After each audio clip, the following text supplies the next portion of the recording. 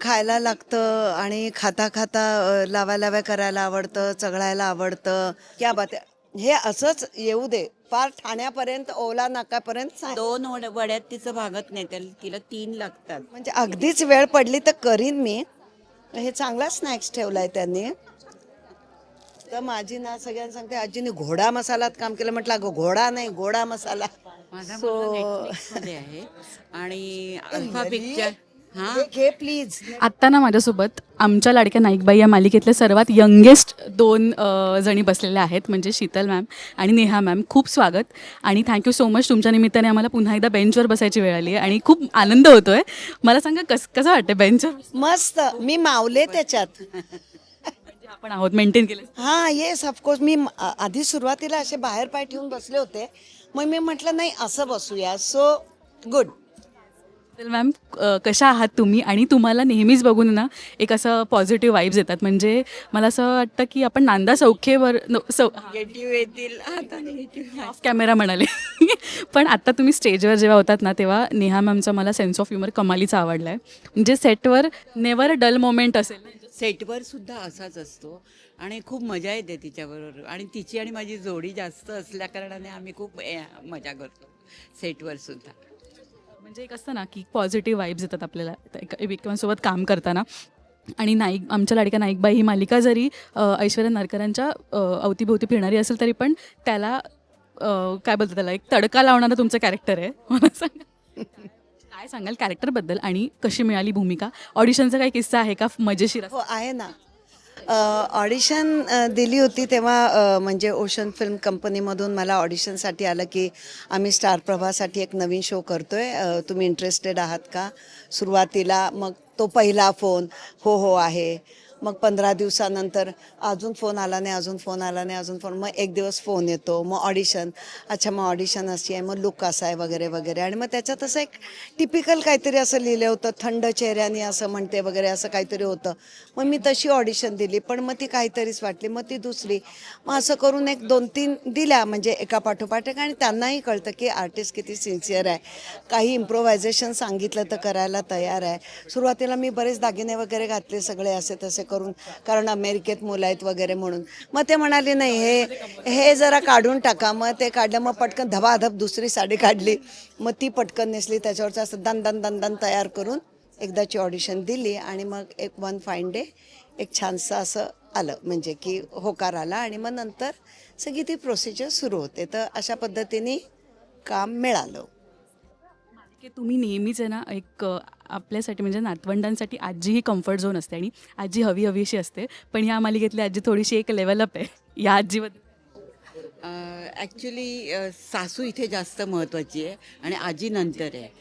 पण खरं सांगायचं तर ना ऐश्वर्याबरोबर काम करताना तिला ओरडणं बिरडणं मला खूप कठीण जातं आहे खरं तर. कारण ती खूप गोड आहे आणि ती माझी खरं सांगायचं तर मानलेली सून आहे आधीपासूनचीच.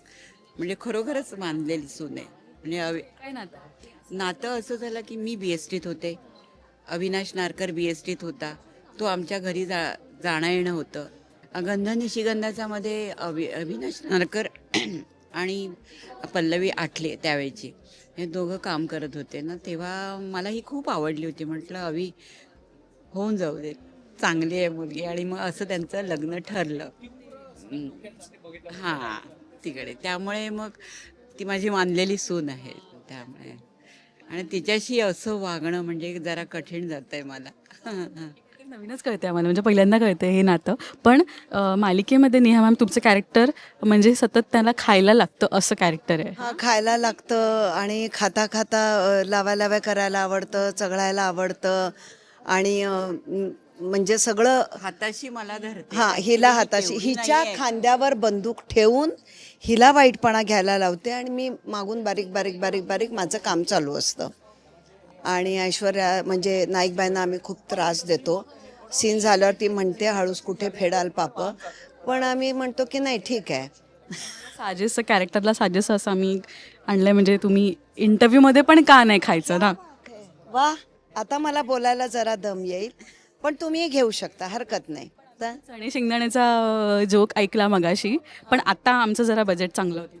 क्या बात आहे. हे असंच येऊ दे, फार ठाण्यापर्यंत ओला नाकापर्यंत ही डिश अशी हवेतून म्हणतात ना, हवेत जाणारी चटई असते ना, सपना चटई, तशी ही डिश आली तर बरं होईल.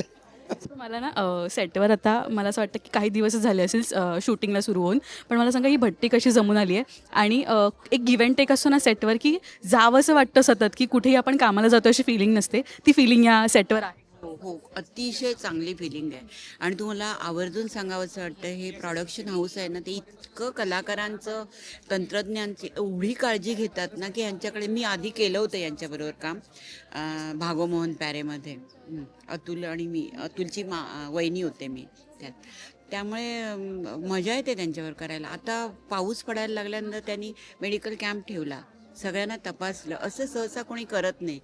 पुन्हा सकाळच्या वेळेला 9ची जरी शिफ्ट असली तरी सकाळी नाश्ता असतो लोकांना, कारण लोक आधी निघालेली असतात आणि चांगल्या दर्जाचं खाणं असतं. चा मुलगा हे सगळं बघतोय, त्यांनाही तो एक्सपिरियन्स आहे, तेही यातनं गेले आहेत, सो त्यांना ती नाळ परफेक्ट माहिती आहे है ना. आमचा सेट छान आहे, खूप मस्त सेट बनवलाय. हो, त्या अशा ह्याच्यातून की या बाजूचा जर सीन घ्यायचा असेल तर कॅमेरा ठेवायला व्यवस्थित जागा आणि गोष्टी खूप सहजरित्या होईल. मेकअप रूम टू सेट एक खूप छान त्यांनी ट्रॅव्हल ठेवला आहे, त्यामुळे अतिशय म्हणजे अनुभवी लोक आहेत हे कळतंच ऑब्व्हियसली. जेवायला सुद्धा सगळ्यांची टेबलं लावली जातात, सगळे एकत्र बसून जेवतात. रूममध्ये कोणी बसायचं नाही. मला फक्त मोबाईल, कारण माझं गुडघ्यांचं ऑपरेशन झालं होतं, त्यामुळे मला वारंवार हे करता येत नाही म्हणून. पण सगळ्यांनी, हे किती चांगलं आहे ना, एकत्र सगळ्यांनी एकत्र बसणं, एकत्र खाणं. त्यामुळे काय होतं म्हणजे गिव्ह अँड टेक आपोआपच कामाच्या बाबतीत हे होतं. आणि प्रत्येकजण प्रत्येकाचा आदर करतं, हे पण फार महत्त्वाचं असतं. कधी भांडणं होत नाहीत आमच्या इथे, कधीच नाही. टचवूड, खरंच खूप छान आणि एकत्र वातावरण. जेवल्यामुळे झालं काय, परवा केदार सरांच्या डब्यातली अर्धी कोबीची भाजी मी संपवली, कारण कोबीचा तो पिवळा रंग, त्यातली ती हरभऱ्याची डाळ आणि ती कोथिंबीर इतकं सुंदर दिसत होतं की. पण फूडी आहात का? एरवी सुद्धा खाण्यासाठी आहे, करण्यासाठी नाही. करत नाही, मला आवडत नाही. मी तिला दोन परवाच दोन वड्यात तिचं भागत नाही, तिला 3 लागतात. नाही, मी परवाच हिला सांगितलं, घरातले कपडे धुवा, भांडी घासा, घरातला केअर काढा, सगळं फर्निचरवर सगळं टाका. 4 वेळा कुणाला तरी गाडीतून ठाण्याला सोडून परत या ड्रायव्हरगिरी वगैरे ते मी सगळं पोळ्या सांगितल्या की मला रडायला येतो. लॉकडाऊनमधले दिवस फार वाईट होते माझ्यासाठी. म्हणजे बाई आहे, कबूल आहे मी, पण नाही आवडत. म्हणजे अगदीच वेळ पडली तर करीन मी. हे चांगला स्नॅक्स ठेवला आहे त्यांनी. पण आहे ना, प्रत्येक निगेटिव्ह कॅरेक्टर असतं ना, त्याची एक हुक लाईन असते जी फेमस होते. तर तुमची काही अशी आहे का दोघींची, की असं काहीतरी एक्सप्रेशन्स म्हणा किंवा असं काहीतरी एक डायलॉग असतो जो नेहमी फेमस होतो? मी मास्तरीण बाई म्हणते तिला. मी शारदा म्हणून हाक मारत नाही, ओ मास्तरीण बाई अशीच हाक मारते. आणि त्याच्यामध्ये तिचा हे येतो, खाष्टपणा दिसतो. हुक लाईन हीच आहे. हे ह्याच्या पुढे काय आहे, अन्न हे पूर्ण ब्रह्म, हीच माझी हुक लाईन आहे. म्हणजे हे खायचं आपण, ही काय खात नाही. म्हणजे पटापट खा. परवाचा सीन तर भारी होता माहिती आहे आम्हा दोघांना. आता तो आधीचा सीन आहे, सांगायचा की नाही, म्हणजे I don't know whether to. Mrunmayi जेवण वाढते आणि म्हणजे ॲक्च्युली आम्ही दोघी समोरासमोर असतो, यांचं काहीतरी असतं. मला एकही डायलॉग नव्हता, तर मी काय नाही, मी घेतलं आणि जेवण खायला सुरुवात केली. आणि म्हणजे मी अजिबात थांबलेच नाही. आणि मग ही म्हणाली, अगं तू जेवतेस काय, मला वाढ. मी म्हटलं थांबा थांबा, मी माझा घास कंप्लीट केला. त्याच्यानंतर मी पाणी प्याले. पाण्याच्या पेल्यामध्ये चहा होता. मी स्पॉटदादाला म्हटलं, तू पेल्यामध्ये चहा घाल मला, कारण चहा प्यायचा होता ना, का चहा बाज आहे मी एकदम. त्यामुळे मी त्या पेल्यातच चहा घातला आणि लोकांना वाटेल की मी पाणी पिते, पण मी चहा प्यायले आणि मी जेवण मस्त जेवले. मग काय काय म्हणतात, दाने दाने पे लिखा है रजनी का नाम. नसला की आम्ही खुश असतो. म्हणजे कॅरेक्टर पण चांगलंच मिळालं, दमदार, आणि खायलाही मिळतंय, मग क्या और चाहिए. मजा येणार आहे. आता तुम्ही हा एपिसोड म्हणालात ना, मी आवर्जून बघेन तो कुठला एपिसोड होता. जस्ट आत्ता झालं ॲक्च्युली. माझ्या कॅरेक्टर म्हणजे मी ही तर पहिल्यापासून आहे, एपिसोड फर्स्टपासून आय थिंक. माझी एंट्री जरा लेट आहे, मे बी 4था किंवा 5वा एपिसोड असेल, मला एक्झॅक्टली माहीत नाही. आणि हा सीन जरा रिसेंटली झाला आहे, तर मजा आली मला. म्हणजे मी सीन केल्यावर मीच म्हणते मजा आहे सर, मजा आली खूप. तर मजा आली खूप. माझं नातं आजी म्हणून नातवंडांची खूप छान आहे. जाणार हे मालिका बघायला आणि कॅरेक्टर्स कसे इव्हॉल्व्ह होतात आणि तुम्हालाही तो एक बेस पकडायला जमेल ना, की आता हे कॅरेक्टर पकडलंय मी, आता गाजवते. त्यात तर माझे सीन्स फक्त नानी बरोबर, अतुल काळे आणि नाईकबाई यांच्याबरोबरच झालेत माझे. अजून कोणाबरोबर माझं फारसं झालं नाही. मृण्मयी बरोबरचा हां एक दोन सीन झालेत. सो प्रत्येक जसं कॅरेक्टर रिन्यूअल त्याच्याशी जेव्हा इंटरॅक्शन आणि तसे सीन, मग ती भट्टी खूपच छान मी जमेल. माझा दुसरा मुलगा बघितला नाहीये, म्हणजे हिचा नवरा. अद्याप त्याची एंट्री झाली नाहीये. सरप्राईज आहे. मी पण नाव नाही सांगत, माहिती नाही नाव सांगायचं का नाही ते. ऑफकोर्स माहिती असेल, पण त्यांची एंट्री व्हायची आहे. त्यांची एंट्री झाल्यावर मग मजा येईल. तर माझी ना सगळ्यांना सांगते आजीने घोडा मसालात काम केलं. म्हटलं अगं घोडा नाही, घोडा मसाला. नाच सुद्धा आहे. नात पण आणि नातू पण आहे. हो हो. Young lady. आपण कॅमेरामध्ये बोलतोय. Yes, I am so proud of to be हिंदीमध्ये दादी आणि नानी. तशी मी आजी आहे. अथर्व आणि मिराया दोघेही 7-7 वर्षाचे आहेत आणि दुसरीत गेले दोघेही. आणि मी म्हणजे काय सांगू, उगाच अश्रू नको बाई. मी प्रचंड माझं प्रेम आहे आणि त्यांचं पण माझ्यावर आहे. I am so lucky. आजकाल कित्येक जणांचे मुलं फॉरेनला असतात, नातवंडांशी फक्त व्हिडिओ कॉलवर बोलतात असं आणि तसं. आणि माझ्याकडे मी एक नातू आणि एक नात, दोघांना 7 वर्ष इतकं एन्जॉय केलं आहे माहिती आहे. Today also I miss her. So nowadays she is going to a day care आणि आय टोल्ड हर की Meera it's very difficult for me. तर ती म्हणाली आजी मला पण डिफिकल्ट आहे. पण म्हटलं आपण दोघी जणी, मी शूटिंग करणार, तू डे केअरला जा आणि सॅटर्डे संडेला आपण भेटून खूप मजा करूया.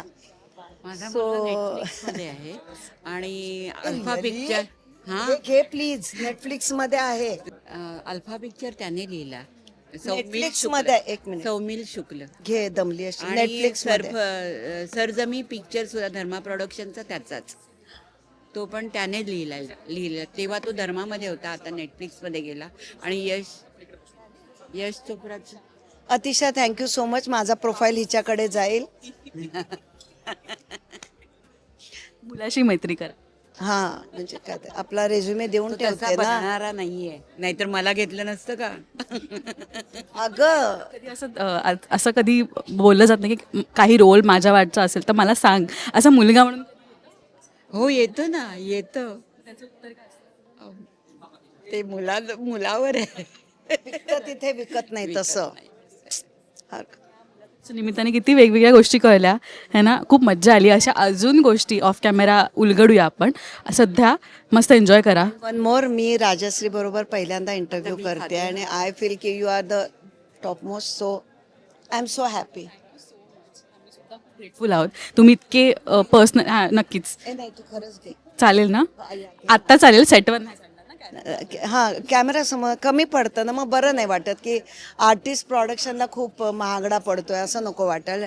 पर डे कमी नाही होता कामांना. ते सगळं बॅलन्स करावं लागतं, म्हणून तिकडे नाही. Here you can have it. कधीच बोर नाही होणार सेटवर.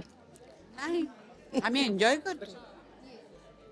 इवन की माझा मुलगा, ही सगळे आम्ही तुला आश्चर्य वाटेल, आम्ही इतके एन्जॉय करत असतो. केदार, खूप मजा येते. आणि 2 दिवसांना एकदा ओंकारची फेरी असतेच बघायला कसं चाललंय. खूप मज्जा आली बोलून. Thank you so much. Thanks to Rajshree. Thank you so much. Thank you.